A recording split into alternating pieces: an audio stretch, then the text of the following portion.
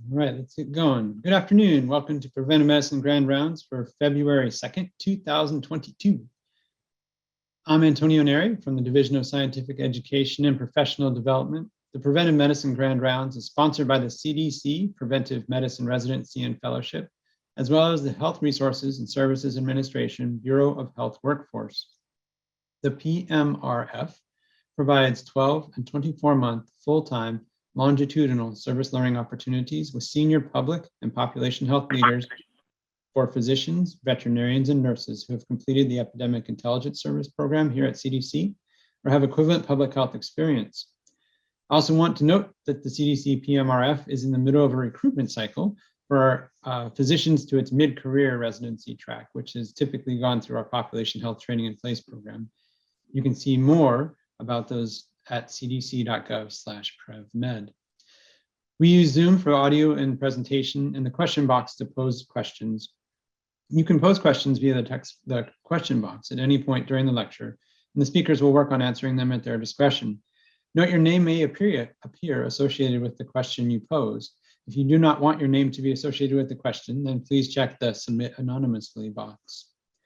Continuing education credits are available for the live course for up to 1 month after the presentation date, and for the recorded version up to 2 years from the date of the presentation through the CDC Training and Continuing Education online portal. The course code for this grand round is all capital letters CDC PMRF. Again, all capitals CDC PMRF. If you have questions, you can contact myself or email the program at prevmed@cdc.gov. Please remember that the views presented by their speaker are theirs alone and do not necessarily represent CDC, the Department of Health and Human Services, or the US government. As usual, unfortunately, we'll continue to do this until the pandemic subsides. We'll take our usual moment of silence for our colleagues, friends, and families who have dedicated their time, energy, and sometimes their lives fighting the COVID-19 pandemic.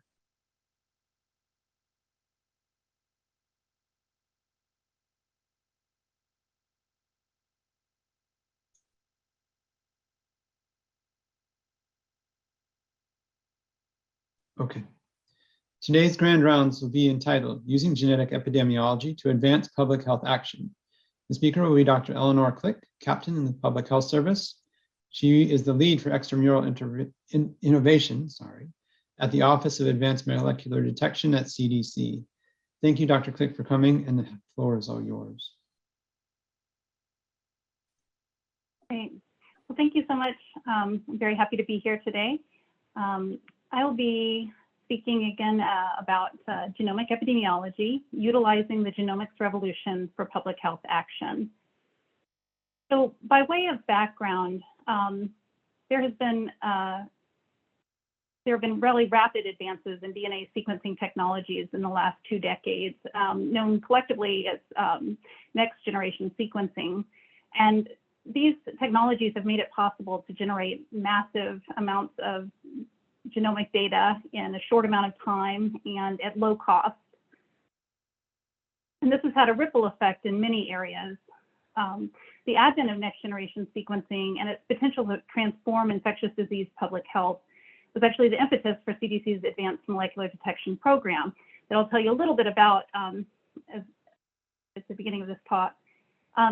In 2011, a review by an external bioinformatics blue ribbon panel highlighted the need for CDC to grow capabilities in bioinformatics and computation in order to keep pace with the sequencing revolution in the life sciences. In 2014, the AMD program was established by Congress with a budget of $30 million per year. And the impetus for this was the potential of next generation sequencing. The goals were to, in areas of pathogen detection, new diagnostics, bioinformatics, integrated information systems, and early recognition of emerging threats. Really, the goal was to bring pathogen genomics and related technologies into the US public health system. This slide illustrates just a few areas of focus for the Advanced Molecular Detection program. And as you can see, activities have been very wide-ranging and involving diagnosis and typing and other activities for a number of different pathogens, viral, bacterial, and other. early in the pandemic, to support genomic surveillance for the new pathogen, SARS-CoV-2, AMD, the Advanced Molecular Detection Program, or AMD, launched the SPHERES Consortium to coordinate national SARS-CoV-2 sequencing efforts. This ongoing initiative includes over 1,200 scientists and over 200 institutions. Then in 2021, the American Rescue Plan included provision for significant and fundamental change to the public health pathogen genomics, with provision for three elements. One, to expand genomic sequencing and surveillance for SARS-CoV-2 at CDC and state and local public health departments and partner institutions in academia and the private sector. Two, to expand innovation efforts, including opportunities to help drive applied research in bioinformatics, pathogen genomics, and public health data integration. And three, to establish an open, standards-based national bioinformatics framework and cloud infrastructure to improve access to bioinformatics and scientific computing across the US and global public health system. This slide shows the growth in sequencing activities for SARS-CoV-2 in the US. In the first year of the pandemic, the US had sequenced approximately 57,000 genomes, and now over 2 million sequences have been generated and uploaded to international databases from US sequencing efforts. So this gives a bit of a background to the AMD program and a lot of activities leading up to now, including a lot of work around SARS-CoV-2. But now I'd like to transition into sort of the main part of this talk around what is genomic epidemiology and how can pathogen genomics be used in public health. So if we think about epidemiology as the study of the distribution and determinants of health-related outcomes in a specified population, and the application of this study to control health problems, then genomic epidemiology is the use of genomic data in this way. And pathogen genomic epidemiology is specifically the use of pathogen genomic data to determine the distribution and determinants of health-related outcomes and the spread of infectious diseases in a specified population, and the application of this information to control health problems. I think in practical terms, it can be helpful to think about genomic epidemiology as combining genomic and epidemiologic data and approaches. So another way to think about genomic epidemiology, particularly for infectious disease epidemiology, is in reference to the epidemiologic triangle for infectious diseases and the interplay between host, agent, and environment. I like to think of it as sort of building this triangle out, and genomics is actually applicable in all parts of this triangle. We can obtain genomic information for the host, agent, and environment to shed more light on epidemiology questions of importance. Another way to think of it, I think as well, is that the more that we can look at, potentially the more that we can see. And again, for this talk, I'll be focusing on microbial pathogens, and in particular on genomics, and that is studying the entire genome. So a few definitions. A strain is a subdivision of a species. We can think of it as a subgroup of a species. Phenotype is the observable set of characteristics of an organism, whereas genotype is the genetic makeup of an organism. The genome is the entire set of genetic material of an organism, and genomics, the study of genomes. Metagenomics, the study of the ensemble of genomes from a mixture of organisms. Nucleotides are the building blocks of genomes. And when we talk about sequencing, we're really talking about that building block, the nucleotide. Now, genome sizes vary widely from very small viral genomes to large eukaryotic genomes and, of course, human genomes. In public health, methods used to rely on technologies that were expensive and time consuming. And so often the focus was really just on regions of the genome that were of key importance. But with the advent of next generation sequencing, it's possible now to sequence much more and less expensively. And this method really, sort of the basics of it is that it involves sequencing many fragments of a genome and then computationally piecing those fragments of sequence back together again. And in this way, it's possible to look at the entire genome. There are a number of technologies available, so-called second generation and third generation sequences. They differ in primarily the length of sequence that's obtained, but also there's a wide variety in terms of technologies, in terms of their size and portability, from very large machines to handheld portable machines that can be used for field sequencing. And so why is next generation sequencing so exciting for public health? The first thing is that next generation sequencing is incredibly powerful and very flexible, and it's an almost universally applicable technology. It's unusual in public health microbiology because public health labs deal with so many different types of pathogens and so many different testing scenarios. The molecular techniques and certainly the phenotypic characterization techniques traditionally used are varied and highly specialized. By contrast, next generation sequencing workflows are increasingly universal and can be performed almost anywhere, from a well-equipped lab to a temporary lab in the field. As sequence data comes off the instrument, it can be analyzed by bioinformaticians using high-performance computing systems, and they can analyze and compare these sequences using a growing repertoire of bioinformatic tools and pipelines. And they can work with epidemiologists and other public health professionals, and of course, to integrate information from other data sources and determine the best course of public health action using all of these data sources combined. So central to this is high performance computing. Sort of the trade-off in some of the chemistry of sequencing is the computation that's required for analyzing sequence data and putting it together. Then bioinformatics tools and pipelines, and again, integration with other types of data ultimately makes it usable and useful for public health. So I'll briefly discuss how we use sequencing to infer relationships between organisms and to visualize these relationships. This illustration depicts a transmission network, for example, of a virus, where time is on the x-axis.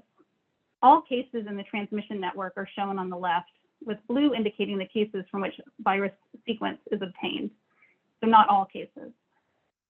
Because pathogens mutate as they spread, it's possible to use these mutations that are detected and the differences between viral isolates as genetic fingerprints to infer ancestral relationships among the sampled individuals from the larger network.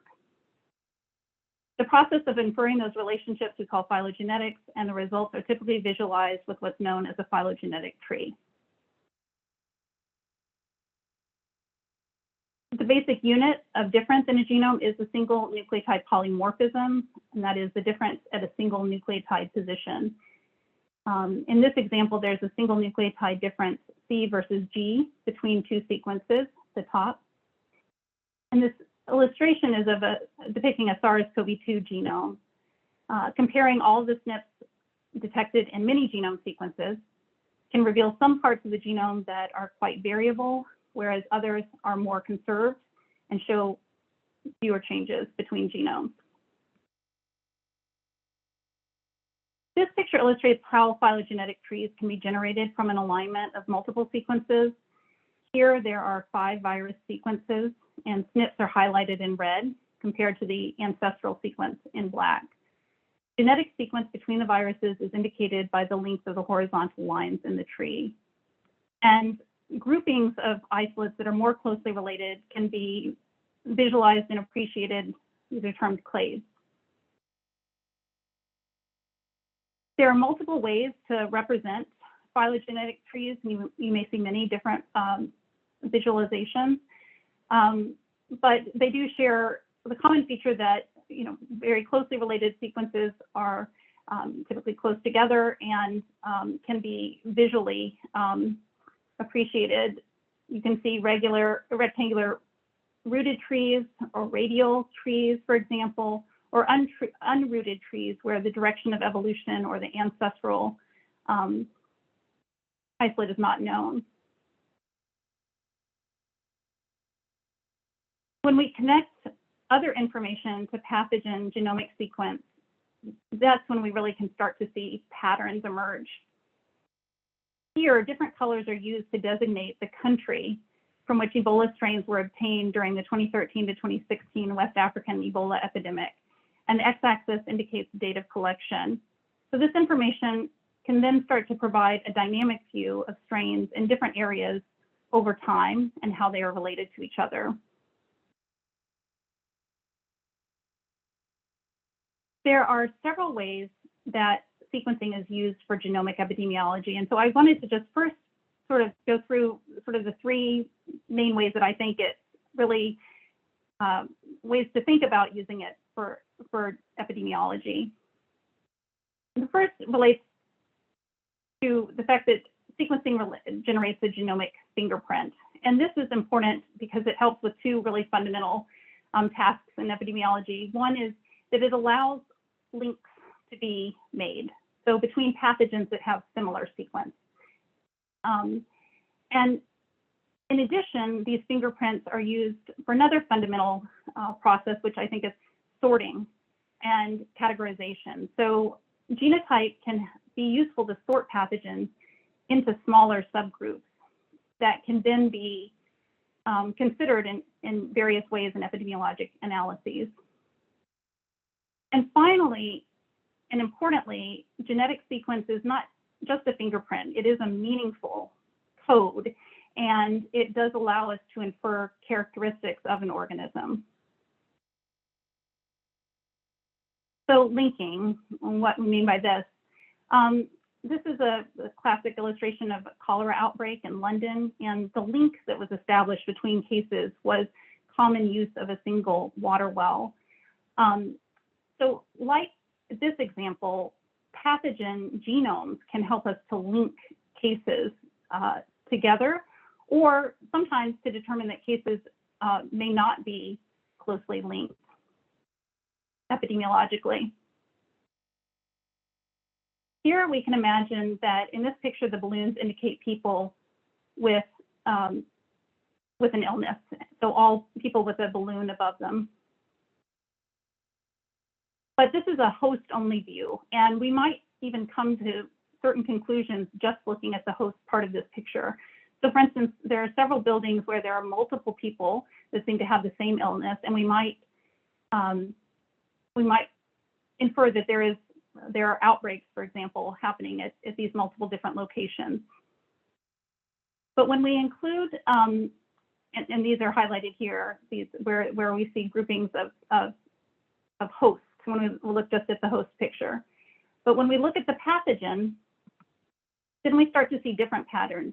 So for instance, if we imagine that we are able to subgroup the pathogen into 3 different subgroups, and we look and we see which subgroups are present in the individual cases, we see at the top that all the cases at that particular location do share a common subgroup of pathogen subgroup B.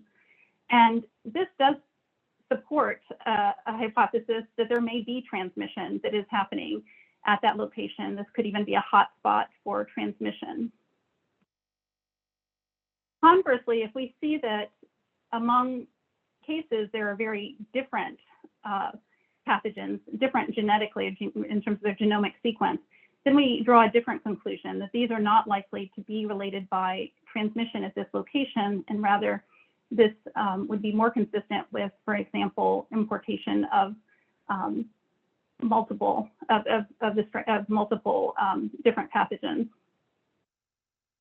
And then finally, looking at pathogen sequence may actually help us see patterns that we just didn't see at all to begin with when we looked only at the host view. So for example, here we see multiple cases that have very similar pathogens in terms of the pathogen genomic sequence, and we can then work to determine what could be the link. For instance, is it that they have a common transportation link between them? So that's the linkage part, how pathogen genomics can be helpful in epidemiology. The next is the sorting part again. And for this, I think just is helpful to sort of think through the process of approaching an epidemiologic problem. These are some of the, this is one of the initial reports, cases in the United States of COVID-19, showing an increase in cases over time. So starting just with counting. And then soon after, of course, there were many ways to look at subgroups of persons with COVID-19 to try to understand more about who is being affected. This is looking at just 3 different subgroups by looking at different age groups, and then looking at counts of that had hospitalization, ICU admission, and deaths, and we start to see differences by age in those in deaths and ICU admissions, for example.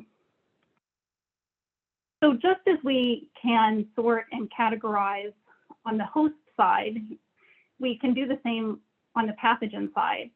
And so for SARS-CoV-2, this is the equivalent of looking at variants of the virus.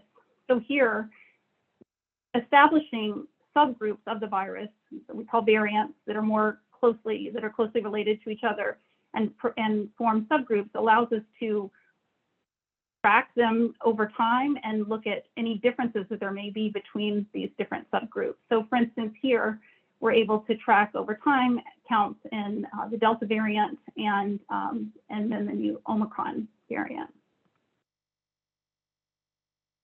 Once we can sort and categorize, we can then look at these categories in many different ways. And here, for instance, we can look at them in terms of geography.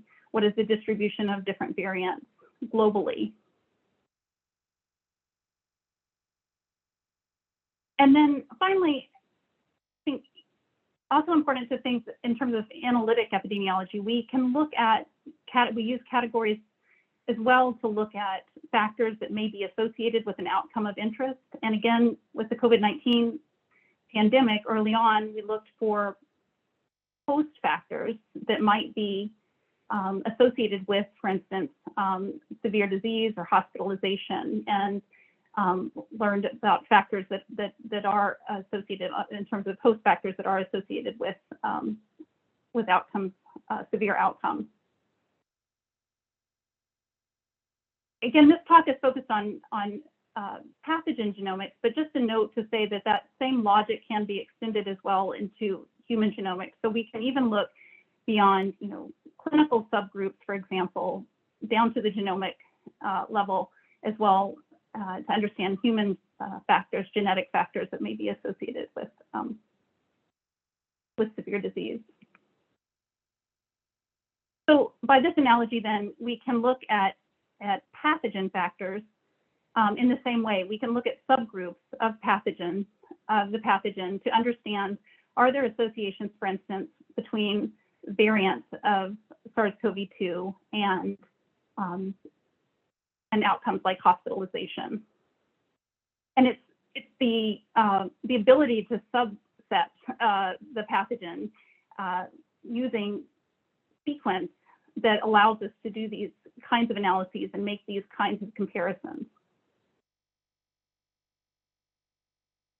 And then finally, the third main way in which I think we can think about using pathogen genomics to inform how we approach problems and challenges in epidemiology and public health is to recognize that the sequence of pathogens does have biologic information, and we can use that information sometimes to infer characteristics of the pathogen. So for instance, with the SARS-CoV-2 example, at the time that Omicron was first detected, even before we had clinical or much clinical information or viral phenotypic information, we did have sequence data that could help inform,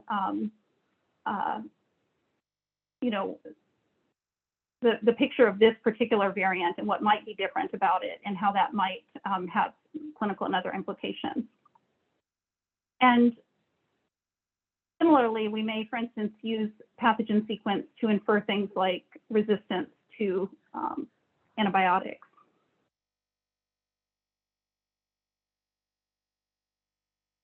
There are a number of ways that phenotypes can be inferred from genotype. Just a few examples are here around antibiotic resistance, virulence factors, for example. So those, again, three ways I think conceptually can be helpful to think about using pathogen genomics for epidemiology and public health, again, linking, sorting, and providing biologically relevant information at times. And so now I just wanted to provide some illustrations of how pathogen genomics can be used and has been used in public health for genomic epidemiologic investigations.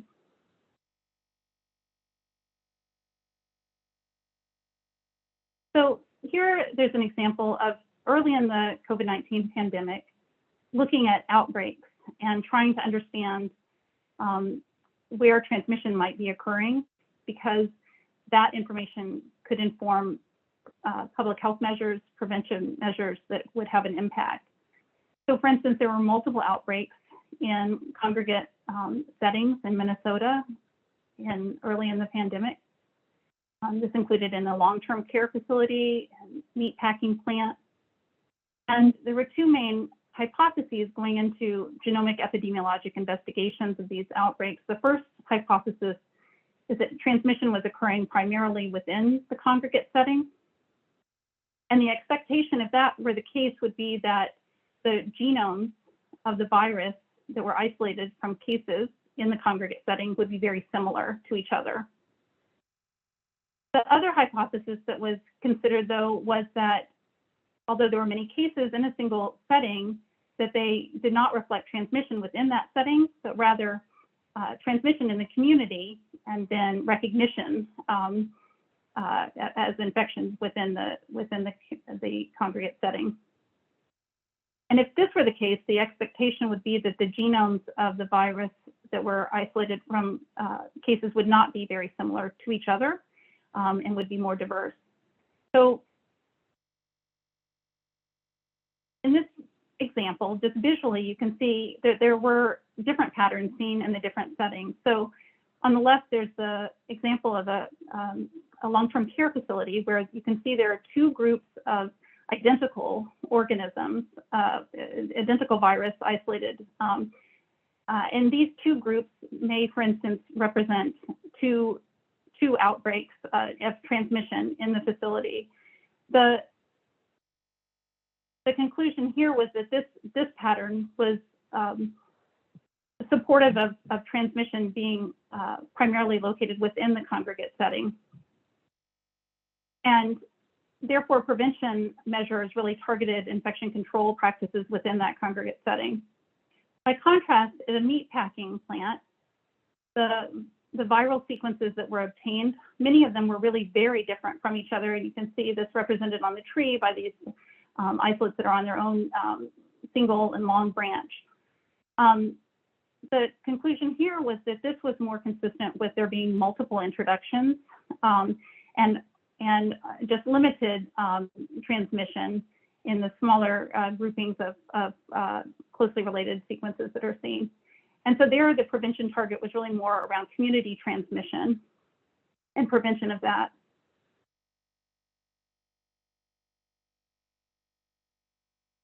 In this example, there was a large outbreak noted by a large number of cases of COVID-19. by sequence, they were similar to each other and different from other variants that had been observed. This is the Delta variant. And initially, a few things from this example, genomic data were used to supplement contact tracing efforts. So initially, traditional contact tracing efforts did identify some connections, some links between people that were part of this outbreak between cases. But then looking at just the genomic side of the picture and where were there similar genomic sequences, looking at genomic sequences that were very similar, identified other cases that might have a link because the sequence of virus from those cases was very similar. And that prompted then a round of more contact investigation to look at those possible connections. And that resulted in confirmation through contact tracing methods of some of those linkages. Connecting this investigation, this information, genomic information, with host information, specifically vaccination information about hosts, also provided important information about the potential for this variant to result in breakthrough infections in vaccinated persons, for example. So it's really the combination of host and pathogen information that gave a lot of information about this variant. Now, sometimes it's the host side of the picture that sort of it provides the initial indication that there may be an outbreak, but sometimes it can be the pathogen side of the picture, the agent side of the picture that gives that first clue that there may be an outbreak. This is an example of an outbreak that was detected of C. auris, Candida auris, that is a multi-drug resistant yeast that can spread rapidly in ventilator capable facilities, and it persists in healthcare environments. It can colonize patient skin and colonize medical devices. Laboratory surveillance was initially established for this pathogen and involved laboratory testing of urine for Candida auris. Initial urine samples that were positive prompted an outbreak investigation, and that investigation yielded many more cases of Candida auris. Looking at the genomic information for the pathogen, these were all very highly related isolates, and suggesting that this was there was a common this is a ongoing transmission in a single outbreak, and this did in fact result in identifying this this single strain in multiple settings and targeting prevention to infection control practices.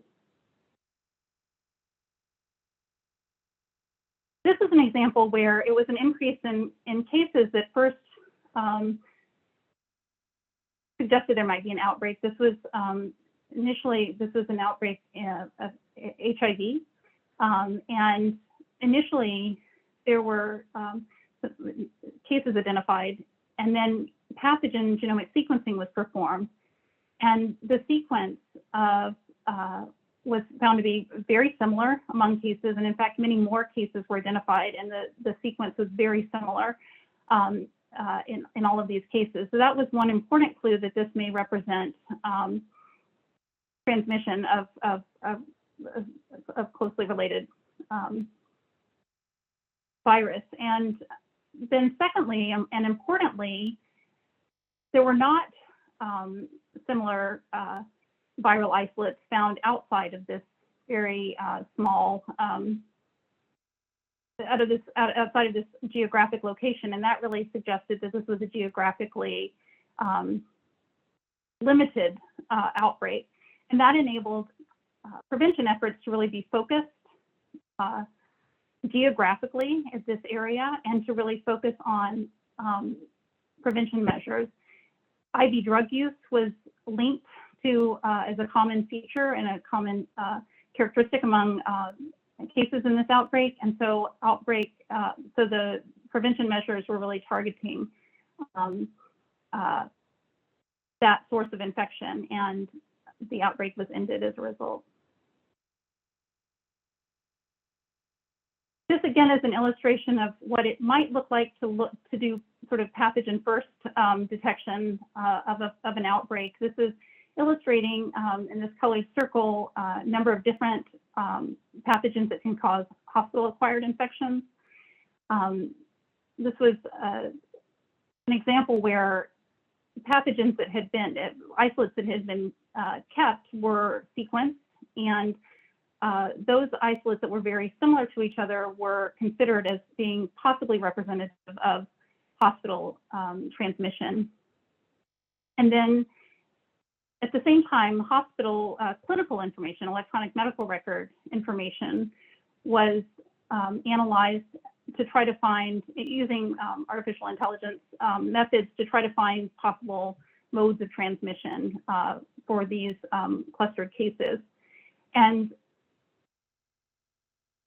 this resulted in identifying many more possible clusters of transmission than had been identified through traditional means in the same time period. And this also resulted in, a cost effectiveness analysis to look at what would have been the impact of using this sort of pathogen first approach to identify possible transmission with follow-up investigation versus starting from more traditional approaches of identifying possible hospital-acquired infections and then investigating those further. Another example here is use of wastewater surveillance. This has become really an important tool in the pandemic. Wastewater can be used as a source of material to look at, of course, many organisms, and represents a pooled community sample. In fact, CDC does have a national wastewater surveillance system that supports a lot of national efforts to use wastewater surveillance for SARS-CoV-2 surveillance. One example that I thought I could share is wastewater surveillance at a college campus. So this is in San Diego. This is using a systematic approach to sampling wastewater. And when SARS-CoV-2 sequence is detected, there's an alert system in the nearby dormitories. There's also a program for vending machines with self-test kits, so that when there's an alert that there's a signal of virus detected in the wastewater surveillance system nearby, students can self-test, and this in turn initiates an isolation and quarantine protocols. So this is an example of how pathogen genomics can be used in this sort of broad surveillance approach. Pathogen genomics is certainly very important for foodborne disease surveillance, and pathogen genomics has been used for a while to track pathogens in the United States. Earlier, methods that were really used widely included genomic methods that, by comparison to sequence, are much lower resolution. So, but now with whole genome sequencing compared to something like pulse field gel electrophoresis, the resolution of fingerprints that can be generated is much higher, and the subgroupings, as a result, the resolution of subgroupings is also greater. And this allows cases of foodborne illness to be tracked, again, by subgroup for epidemiologic analysis, and then also for outbreaks to be identified, investigated, and ideally for sources of outbreaks to be identified.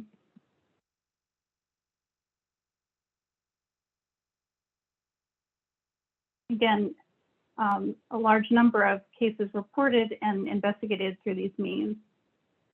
So this is an example of a Listeria outbreak that was actually solved with global data, pathogen genomic data. It was notable because there were cases with a very similar pathogen sequence that were identified over a several-year period, and the source of these infections was not known. And it was not until ongoing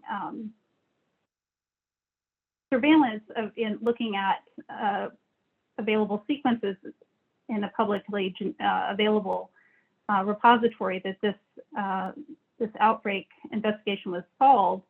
So these were pathogen genomic samples from clinical cases, all very similar in terms of their sequence. And it was not until environmental isolates and other isolates were recognized as being closely matched that the source of this outbreak was determined. These are actually isolate pathogen sequence information that came from multiple international sources, and ultimately were all linked to a type of mushroom and with a single source. Now, interestingly, another part of this particular example is that the samples that were the genomic sequences that were deposited were actually, some of them were actually, the specimens were collected years earlier, and it was not until a later time that the sequence information was shared in an international database. But had this sequence been shared in real time, it would have been possible to potentially find this connection to mushrooms much earlier. So this really highlights the importance of, obtaining sequence data in real time and sharing it widely. This is another example, again, an outbreak of Salmonella. All of these cases had very similar pathogen genomic sequences found by sequencing. And first of all, one thing to notice is that this outbreak itself is really noticeable because this subtyping was possible. So not only is this a particular Salmonella serotype, but then even at a finer resolution, these were not just of the same serotype, but had very similar pathogen genomic sequence. And this allowed identification of an outbreak. And then by connecting sequence information from cases to possible sources, the source was identified ultimately as being cucumber in this case. Now, this is a different view. So sometimes it's the sheer numbers of cases that sort of draws attention, and that there may be an outbreak or there may be a common connection between cases. But sometimes it's not the large numbers all at once that draw attention, but rather it's actually the commonality of the pathogen genomic sequence that highlights that there may be a connection between cases. And so this is an example where there was, another example of the Salmonella outbreak. The numbers of cases was generally just 1 or 2 per month, but it extended over a very long period of time. And ultimately, these again were all isolates with very similar pathogen sequence. And ultimately, the connection was found to a single restaurant and to there were environmental samples and stool samples of restaurant workers that had also had pathogen sequences that were very similar. And this helped identify that restaurant as an ongoing source of this pathogen and source of this outbreak. And then finally, just to show, again, we talked about, subtyping methods are very important, and different ones have been in use for some time, but whole genome sequencing is a higher resolution method than many that have been used previously. And as a result, this shows sort of the impact of using whole genome sequencing very rapidly compared to previous methods for genomic fingerprinting and subtyping. Whole genome sequencing really enabled a large number of Listeria outbreaks to be solved in compared to previous. And I'll also just so, there are different ways of comparing and combining genomic and epidemiologic data and analyzing these data together. This is using a machine learning approach to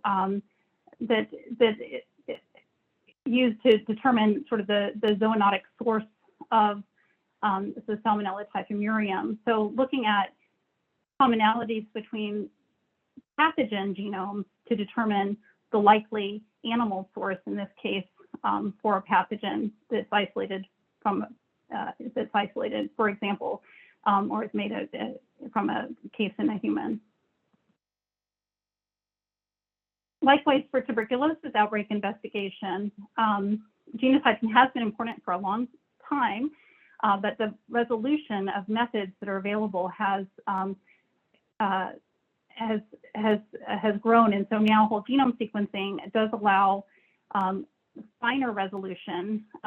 Outbreaks or cases that may have appeared to be have highly related pathogen sequences previously now can be shown to have actually more distinct genomic features by sequence. And then this pathogen genomic sequence can be combined with other types of analysis like social network analysis. Again, these can be used together and in various directions. So the connections between pathogen sequences may suggest social connections between cases, and then social connections between cases may be considered in light as well of the pathogen genomic sequence as being related or not related to likely transmission. And then finally, for tuberculosis, this is one organism where it's really the ability to use phenotypic inference about antibiotic resistance is quite important.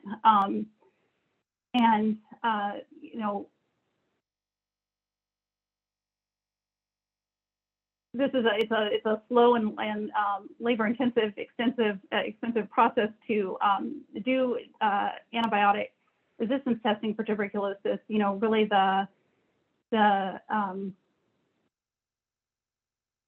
there's a lot of effort at actually making this even easier and faster, better, more widely usable by looking at methods that would allow even more direct sequencing, for example, from patient specimens, and really bypassing time-consuming culture and other methods to get to antibiotic susceptibility information. And I think tuberculosis also provides another helpful example of how pathogen genomic sequencing can help to better distinguish between possible outcomes of interest. So for instance, recurrent cases of tuberculosis in a single person can be the result of a relapse of the same infection that is not fully cured and recurs, or it can be due to reinfection by a new strain. And genomic sequencing can help distinguish these two possibilities, and therefore make for a more precise classification of the outcome groups of interest to understand what the risk factors, for example, are between these two types of recurrent infection. And I'll show here just some neat examples of how sequencing can even be brought out of the lab and into the field for a variety of uses. This is an example using sequencing, a handheld sequencing device in the field. This was at a swine exhibition study. 11 out of the 13 influenza A viruses that were found were H1N2. These hadn't been seen since 2009. And the implication of this was that had there been additional cases detected, this exercise would have advanced manufacturing for vaccine by 8 weeks. This was an earlier way of detecting flu strain with potential implications. And then in addition, sequencing is used, is very important for influenza vaccine strain selection each year. And in addition to being used for vaccine strain selection, it can be used as well to subcategorize influenza and allow for analytic studies, for instance, looking at vaccine effectiveness by different antigenic variants. So in terms of next steps, these have been some examples of pathogen genomics in public health. Some next steps for the AMD program. As mentioned, funds have been appropriated for sequencing in the American Rescue Plan, and there are two large priorities for this. One is to accelerate sequencing of SARS-CoV-2 in the United States, and the next is to build U.S. capacity to make use of pathogen genomics more widely. The spin plan for this approximately includes expansion of genomic sequencing, innovation, including a pathogen genomics centers of excellence, and then also funding for a national bioinformatics infrastructure. This effort will involve many different areas of workforce development, sample advances in sample acquisition, laboratories, information technology. I'd like to just refer you to some resources. One is the Advanced Molecular Detection website, and included at this website is the COVID-19 Genomic Epidemiology Toolkit. Some of the slides you've seen today are from that toolkit.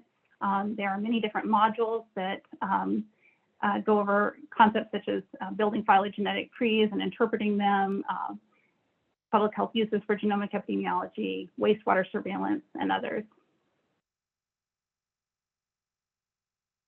I'd like to thank those who helped with this presentation and the entire AMD program.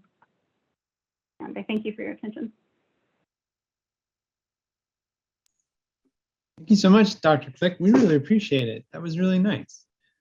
I do have some questions. There are some questions in the question and answer box. If you wanted to take a look at them and see what you wanted to answer. Again, if you wanted to pose a question, there's a question Q&A button on the bottom. You can post your question there, and Dr. Click will get to it if she can. And also, when you submit a question, if you want to submit it anonymously, you can do it by clicking the Submit Anonymously button. Can you see those, Dr. Click? I can read them off to you if you want. Sure, sorry, let's just take a moment here.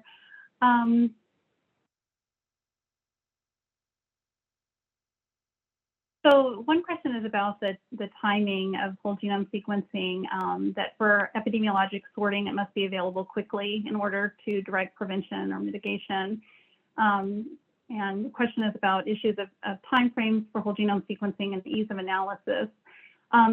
So, what I can say is that, again, sort of that first slide that I showed was that sequencing is really only getting faster and easier, both in terms of time and in terms of portability. And so it does depend. There are a number of factors in terms of what existing workflows are, et cetera. But in general, sequencing can have quite a short turnaround, including even just in the field and at the time turnaround timeline. So depending on the application and the need, certainly it's possible to get sequencing data quickly and only increasingly so.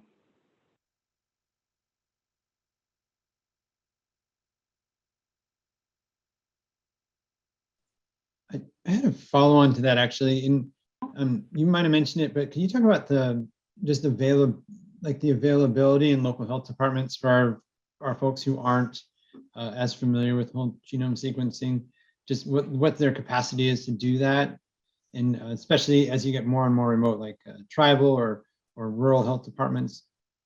You mentioned it, but I wonder if you could expand just a little bit. So again, sequencing capacity has been a main area of focus for the Advanced Molecular Detection Program, and sequencing capacity is now very broad-based in the United States, so at even local and state health departments, for example. And I would say even, only more so, I think there's been a lot of, sequencing efforts, certainly around SARS-CoV-2 has also expanded sort of the capability base for sequencing, and it's an area of continued focus. So again, a lot of the next steps for the Advanced Molecular Detection Program are, again, increasing sequencing capability broadly in public health, and also bringing innovation to the uses for pathogen genomics in public health. So new approaches, new applications, new software that work for public health and can address key gaps and needs in the public health system. So this is certainly an area of focus, bringing these technologies to where they're needed to solve public health problems and guide public health action. And even the analytic capacity seems a bit, maybe not novel, but different than what one is used to doing at the local level with just sort of a line list or those sort of things. How much advanced does that capacity need to be in comparison to a regular outbreak investigation as far as statistical software or computational resources? Yeah, I think it does depend. I mean, just interpretation of sequence data, using next generation sequencing methods, there is sort of the upfront computational work to get to sequence that can be used. There are, again, this is an area of real effort and focus for the Advanced Molecular Detection Program, and in general, it's sort of under the umbrella of workforce development. We see workforce development as being really important for, microbiologists and other laboratorians, for epidemiologists as well, and for genomic epidemiology purposes, and for bioinformaticians. And part of the challenge with workforce development, again, is that there are different skill sets, but then also the need to understand these data from many different vantage points. And that's really the challenge, but also the fun of it. So, there is the question of analysis, but there's also the question of interpretation and sharing of information and insights into the data, based on different ways of looking at it. So, for example, when I started talking about, genomic epidemiology can be thought of really as bringing together both genomic and epidemiology data and analytic approaches. So there's sort of this hopefully bi-directional way of sharing, ways of looking at the data, analyzing the data to draw information that can be sort of may be using bioinformatics tools, maybe using epidemiologic and analytic approaches, but there's really the need to be able to look at these data from different angles. Super cool. I appreciate that. I feel like it took us a little bit down a different path, but I diverted us off our questions. But if you want to go back to the questions, that would be great. Oh yeah, no worries.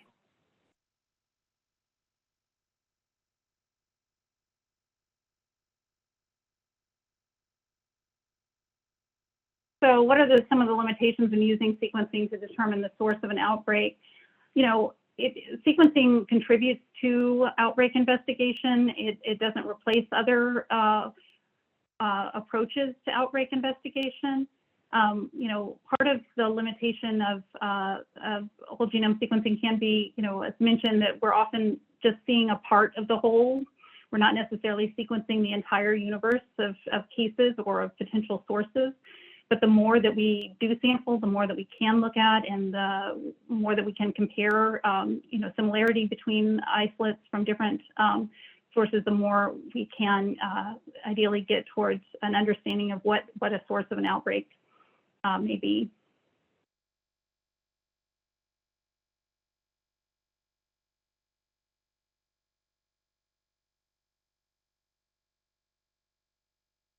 another question here I see about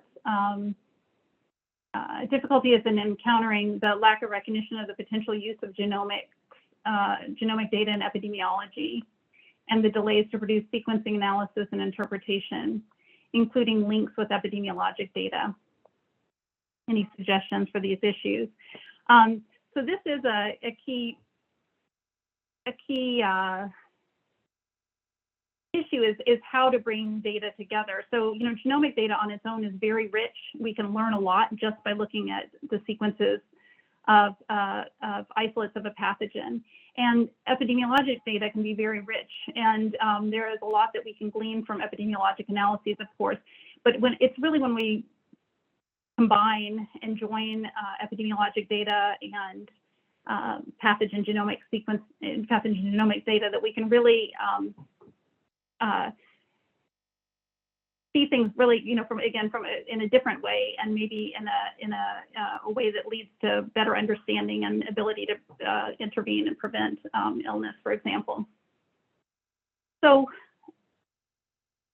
linkage of data is a complex issue. There can be many, of course, steps in both just obtaining data and then linking data that are involved. It's definitely an area I can say in terms of, next steps for the AMD program. An area of real interest is how to pull together these types of data and use them together.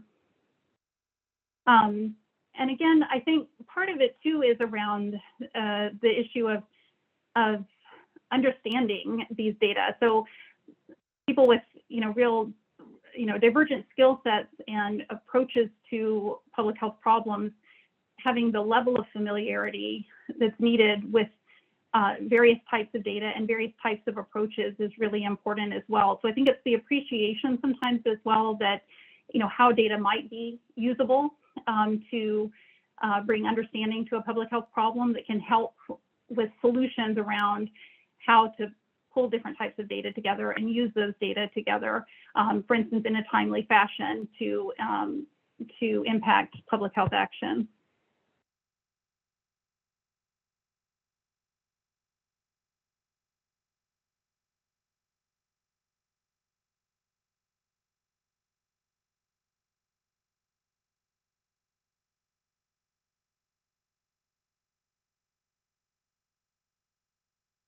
Another question about the interplay of host genomics with epidemiologic questions. Certainly, as I said, when we think about genomic epidemiology, it's really broad. It includes genomic information from all sorts of sources, host, environment, and pathogen, and there's a lot of room and opportunity for using these data in new and innovative ways for epidemiologic analysis. For the host and for the pathogen.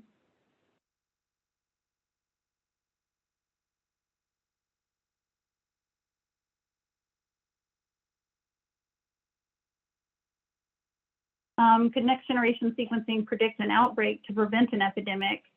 How can we do better in the future if there are similar events like SARS-CoV-2? So I think some real areas of interest and focus again are in being able to detect, just to improve surveillance in general, to be able to have clues earlier of pathogens of concern, and to be able to respond in a more timely way. There's certainly a lot of interest, again, a lot of interest in how to use genomic data. I think a lot of this is, a lot of potential using modeling approaches, et cetera, and predictive approaches to try to understand what are the uses for genomic data, pathogen genomic data. How can we use these data, and will they be helpful for either early response or even some degree of prediction? So there's certainly a lot of efforts around the use of genomic data in that way as well.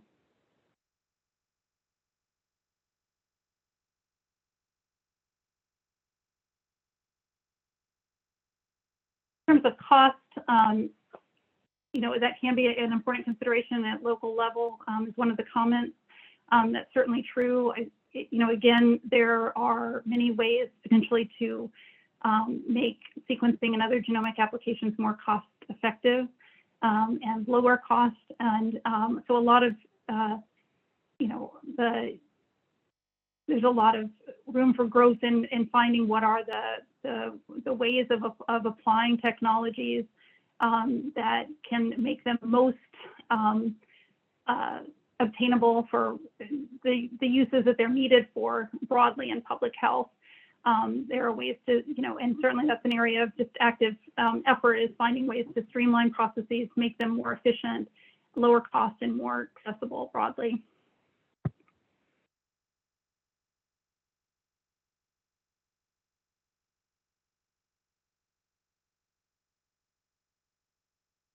Oh, another question about examples of using environmental genomic data. I think there's a lot of potential. Again, I do think the epidemiologic triangle for infectious disease epidemiology is helpful to think about, what information do we have and from where. There are a number of potential uses or applications for environmental genomic data. I mean, even one of the examples that was given in this talk about an ongoing, prolonged outbreak of a specific strain of Salmonella that was linked back to a single restaurant. That was possible because there were environmental samples taken and analyzed in coordination with analysis of samples that came from people, and that made it possible to make a connection between those cases and that environment. Again, another place where this is potentially quite useful is in things like hospital-acquired infections, where there can be persistence of pathogens. They can be very hardy and able to persist on surfaces, for example, or medical equipment. And the ability to look at samples, environmental samples, compare those to samples, patient samples, et cetera, is important for being able to draw those connections. It can also be used for, foodborne illness investigations, for example. So understanding, that pathogens may be in certain, they may be in animals. We can sample from animals. We can look at the, food, individual food types. We can look at environmental sources of pathogens, for instance, and where food is processed, packaged, for example, and then also looking at pathogen sequence from human cases. And it's really having all of that information from all of those different parts of the epidemiologic triangle that help us to really be able to see connections where there may be connections and understand where there may be, and identify sources that may otherwise not be identified.